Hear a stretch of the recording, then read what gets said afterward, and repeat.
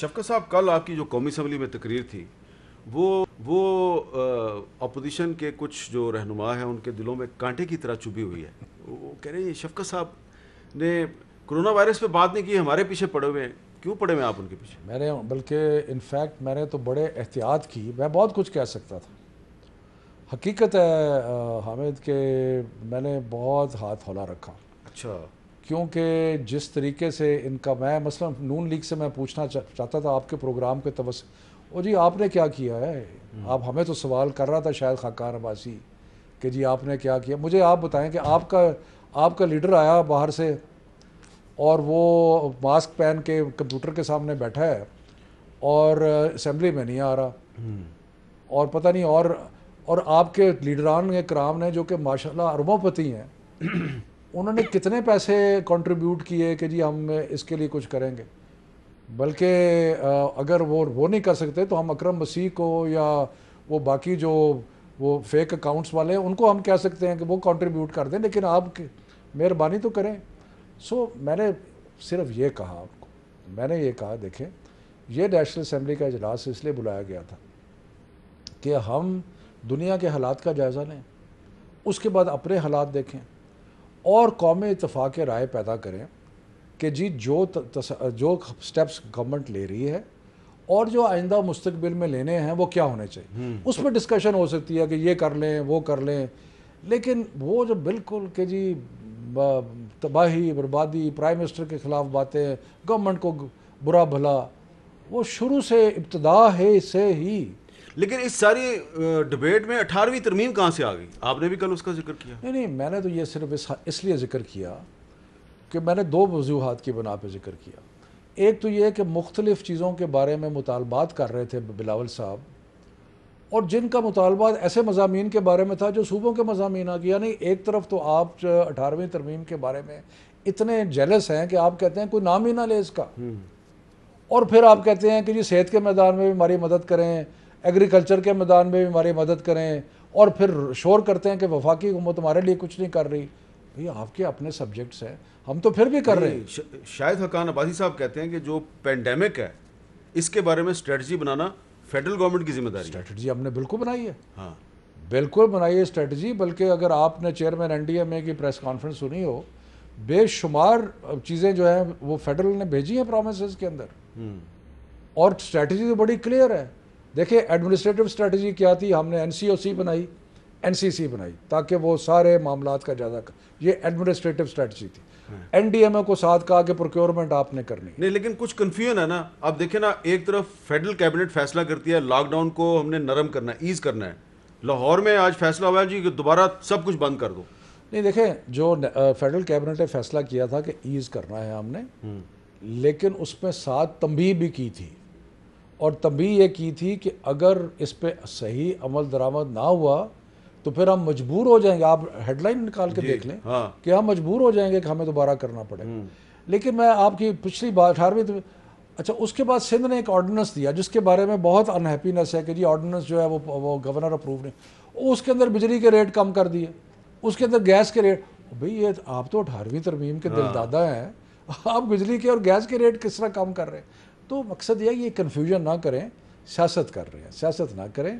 یہ وقت سیاست کا نہیں ہے، وہ سیاست کر رہے ہیں. اچھا، آپ کیونکہ فیڈرل کیبنٹ کے ممبر ہیں تو بہت زیادہ سوال اٹھا رہے ہیں. شاہد حقان عباسی صاحب نے آج پریس کانفرنس میں بھی یہ سوال اٹھایا کہ جی ہمیں نکال کے دکھائیں کہ وفاقی کابینہ نے کہاں فیصلہ کیا تھا کہ ہم نے لاک ڈاؤن کرنا ہے. کہیں پہ انہوں نے لاک ڈاؤن کا فیصلہ نہیں کیا ہوا، تو وہ ایز کہاں سے کر رہے ہیں؟ پتہ نہیں یہ شاید خاقان صاحب کو کون خبریں دیتا ہے اور کون خبریں نہیں دیتا.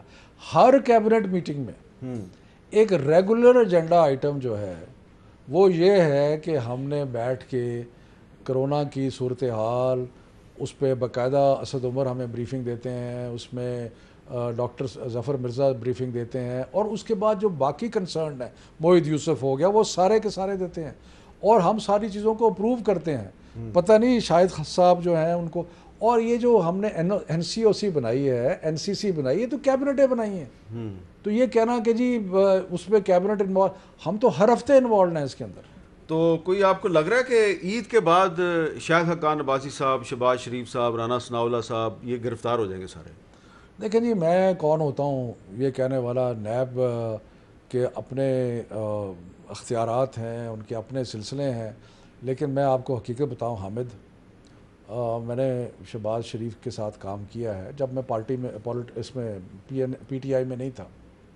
میں ایک کنسلٹنٹ تھا، میں پنجاب گورنمنٹ کے لیے بھی ڈفٹ کی طور پہ. میں توقع نہیں کرتا تھا جو ریولیشن یا جو چیزیں باہر نکلی ہیں شہباز شریف صاحب کے بارے میں، اور جس بھونڈے طریقے سے اپنے فیکٹری کے ملازمین کے نام پہ اکاؤنٹ کھولے، ان میں پیسے لیے، پھر پیسے اٹھا کے ایک بندے کو بھیجا، اس نے نکال کے. مطلب ہے کہ یہ کیا طریقہ ہے کہ آپ نے اربوں روپے گھسیٹے ہیں اور اس کے بعد آپ ساتھ اسی منہ کے ساتھ کہتے ہیں کہ میں نے دہلی کی کرپشن کی ہو تو مجھے. مطلب کمال ہے. میں حقیقت میں آپ کو بتاؤں، میں یہ سمجھتا تھا کہ بڑا بھائی تو لمبا ہی حساب کتاب کرتا ہے، لیکن میں ان کے بارے میں میرا رائے یہ نہیں تھی. اچھا. لیکن مجھے بڑے افسوس ہے. کچھ ثبوت دیکھے آپ نے؟ میں نے دیکھے ہیں اور کمال کے وہ ثبوت ہے. دیکھیں اس میں چیک بھی ہیں. اچھا. مثلاً ایک اکاؤنٹ کھولا ہے حامد میر، مثال دے رہا ہوں، حامد میر نے تو نہیں کیا. حامد میر ایک نہیں ہے، دنیا میں بہت سے ہیں. اچھا، کہ وہ جا کے اس کا کوئی کام پھنسا ہوا ہے، وہ جا کے اس اکاؤنٹ میں پیسے جمع کرا دیتا ہے. ایک ٹھیکیدار ہے، وہ اس کا سرکاری ٹھیکے لیتا ہے، وہ جا کے 4.5 کروڑ روپے. ایک سوال پوچھ سکتا ہوں؟ جی. یہ ثبوت آپ نے کہاں سے دیکھے ہیں؟ کس نے دکھایا آپ کو؟ میں نے یہ ٹی وی پہ دیکھے ہیں. اچھا، ٹی وی پہ میں دیکھے؟ نے شہزاد اکبر نے. وہ شہزاد اکبر صاحب تو کئی دفعہ دکھا چکے ہیں. نہیں، یہ نہیں دکھایا. اچھا. اس میں فرق ہے. دیکھیں نا، ہمیشہ لوگ کہتے تھے اسموکنگ گن کدھر ہے جی. اسموکنگ گن کا مطلب ہے کہ آپ الزام تو لگتا ہے. کرپشن کا صرف الزام نہیں ہے. اکاؤنٹ پکڑے گئے، اکاؤنٹ میں جو چیک ڈالے گئے وہ پکڑے گئے، جن لوگوں نے ڈالا وہ پکڑے گئے، جنہوں نے اس اکاؤنٹ سے نکالا وہ پکڑے گئے، جنہوں نے شہباز شریف اور حمزہ اور ان لوگوں کے اکاؤنٹ میں ڈالا وہ پکڑے گئے. جس اکاؤنٹ میں شہباز شریف صاحب نے اپنی بیوی کے لیے اپنے گھر کا، ایک بیوی کے لیے ایک گھر بنایا، دوسری بیوی کے لیے دوسرا گھر بنایا، مرسیڈیز گاڑیاں خرید، وہ سارے کنیکشن موجود ہیں. مطلب یہ تو جس کو انگریزی میں اوپن اینڈ شٹ کیس کہتے ہیں، یہ اوپن اینڈ شٹ کیس. اور دکھ ہوتا ہے ہمیں، اگر آپ کو پتہ ہے نا کہ برا آدمی ہے، میں کیا کس کا نام لوں، کہ آپ کو پتہ ہے کہ اس کے بارے میں آپ کو شوق نہیں ہوتا. میں تو اس کو اچھا آدمی سمجھتا تھا. لیکن اس میں ہمارا کیا قصور ہے کہ آپ ان کو اچھا آدمی سمجھتے تھے؟ تو قصور تو آپ کا ہوا نا، ہمارا تو قصور. بالکل میرا قصور ہے. میں بہت شکریہ آپ کا، بہت بہت شکریہ. اور فیصلہ جو ہے وہ عدالت، الزام جو ہے وہ شہزاد اکبر صاحب نے بھی لگایا، شفقت صاحب کہہ رہے ہیں انہوں نے بھی دیکھی ہیں چیزیں، ان کو بہت دکھ ہوا ہے. فیصلہ عدالت میں ہوگا. مجھے دیجیے اجازت. اللہ حافظ.